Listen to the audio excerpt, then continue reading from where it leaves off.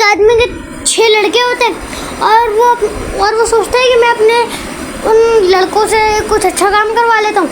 अब वो अपने 6 लड़कों को अपने सामने बुलाता है और उनसे कहता है कि भाई तुम जाके गारा बनाओ। सही है, अपने 6 के 6 लड़कों से कहते हैं, किसी से गारा कह देते, किसी से ईंटें लाना कैसे कह देता, किसी से बजरी को कह देता है कि बजरी लेके आओ।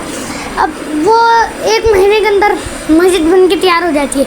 वो लोग मिल के मस्जिद बनाना शुरू कर देते हैं और 1 महीने के अंदर जाके मस्जिद कंप्लीट बन जाती है। सही है, पर उसकी एक चीज़ फर्श जो था ना वो रह गया था।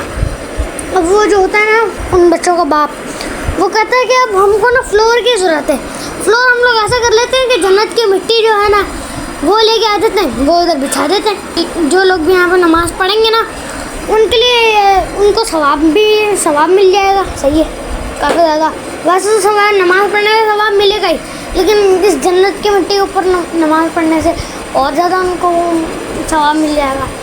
अब वो जो होते हैं ना 5 बड़े, अब वो निकल जाते हैं मिट्टी ढूंढने, और जो होता है सबसे छोटा अब वो घर पे रहता है।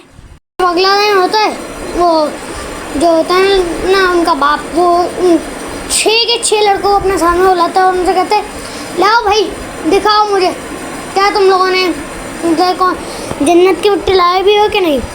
अब वो जो होते हैं ना 4 5, अब वो कहते थे हम तो नहीं लाए, हमें मिली ही नहीं।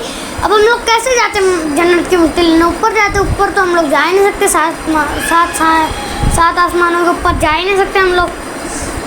अब जो सबसे छोटा वाला होता है ना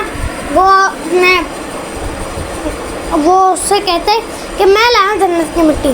तो वो आदमी कहते है अपने बाप से कहते है कि मैं लाया हूँ जन्नत की मिट्टी। तो वो उसका बाप कहते है लाओ दिखाओ मुझे।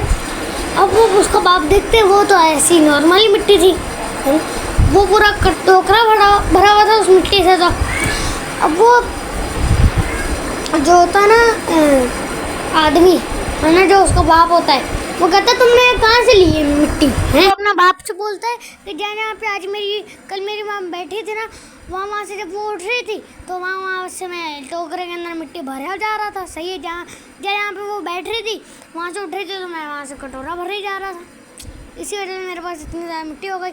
अब वो अपने छोटे बेटे को शाबाशी देता है और वो कहते हैं वाह बेटा, मुझे जन्नत की मिट्टी चाहिए थी और तुम सही जन्नत की मिट्टी ला के आए हो। सही है, और वो अपने जो 5 बड़े बेटे होते हैं ना उनको थोड़ा सा डांटता है कि देखो वो तुमसे छोटा है और वो तुमसे ज़्यादा समझदार है। इस कहानी से मैं ये नतीजा मिला कि हमारी माँ के पैरों तलक जन्नत है। अल्लाह हाफिज़।